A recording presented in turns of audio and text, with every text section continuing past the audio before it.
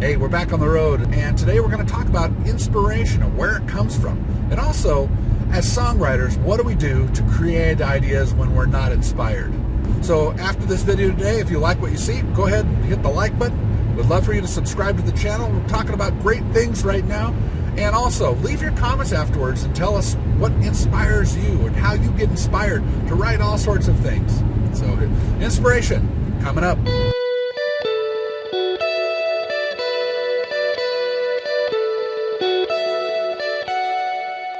Hey, we're back on the road today, and it's a cold day, cold and dreary looking out, and kind of puts you in a different funky mood, you know what I'm saying? And I was thinking about the fact that sometimes we get inspired by different things, and some people have asked, well, what inspires you? Well, lots of things inspire me, and in fact, most of my life I have had no shortage of coming up with ideas, and I've said this in other videos that I've said that often, that it's not the inspiration that's the problem for me, it's the finishing those ideas. But without inspired ideas, you wouldn't have songs. So where does inspiration come from? It can be situational in terms of maybe your mood. Maybe it has something to do with just what you hear, you know. So in the case of mood, I know for me that sometimes when there's been hardship, struggles that have gone through in life, that those things can lead to inspiration. I went through a divorce many years ago, and in a very short period of time, 4 to 6 weeks, I think I wrote 6 songs. So that can be the case. Sometimes it can be very something that makes you happy. Maybe you've got a good night's rest and you wake up and you just want to write. Sometimes it can be that you're in a place like the mountains and you look out over the mountains and you know your voice wants to soar. Ah! You know, it can be many things here. The point is that sometimes, even when we're trying to write and try to be prolific in our writing, sometimes we have to go beyond just how we feel. And sometimes it's a conditioned response. And a conditioned response can be that you just write every day. And in doing so, you are able to generate ideas out of nothing. I was watching a YouTube video recently about a film composer, and I'll come up with his name here in a minute. I'll probably put it underneath here because I can't remember his name right now. And he was talking about the fact that as being a film composer, he didn't have the luxury of waiting to be inspired. So he conditioned himself just to write and find out ways to make that happen. So I'm going to show you a clip of me playing right here and going through just doodling on the guitar. And sometimes in just doodling around, all of a sudden I can hear a song or hear an idea that could be developed. So take a look at this.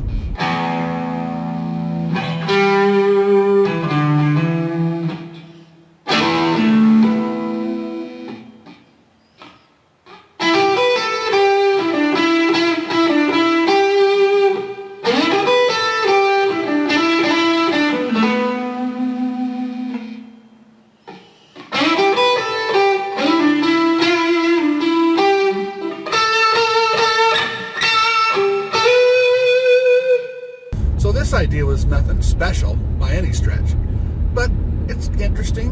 It does some things that I maybe not have thought of before, and some of it comes from my own experience of things that I've played before. But you take those things and you try to push yourself, come up with a new idea. Maybe you want to say something like, maybe for today I'm going to use a 5-note sequence or a 4-note sequence. Maybe I'm going to go ahead and use 7-note sequence.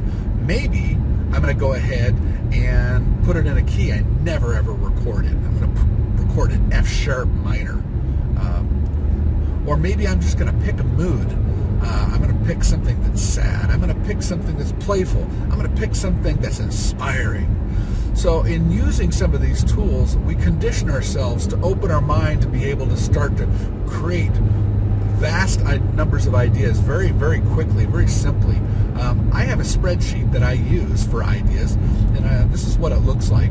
And across the top, you can see that it has a whole list of different columns. And so it'll say the key, it'll say the tempo, it'll say a number of other things.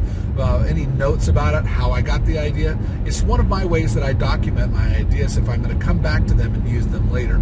It also helps me to keep track when I am creating ideas. Helps me to keep track of those ideas so to make sure that I'm not in a rut, playing only in one key all the time, only at one tempo all the time. It's a good way to make sure that you're really stretching your wings in your writing. So this is, it might seem a little clinical the way I'm describing it, but sometimes it's got to be. Sometimes to dig deep and to make great strides in your writing, you've got to use tools, and you've got to, again, I've talked about us being mere mortals.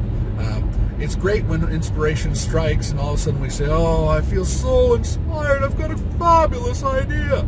But often we don't. And so sometimes we'll just dig deep. We'll use what we know. We'll use our experience. We'll become better as writers and as composers if we use the tools that are available to us. Hopefully this video will help you in some way to help to start generate ideas more regularly so that you can write more. So if you like this video, please hit the like button. Would love it if you subscribe to the channel also. And as always, I really like it when you go ahead and put your comments below. It tells me what you think about the inspiration process. Let me know what you think. We'll see you next time.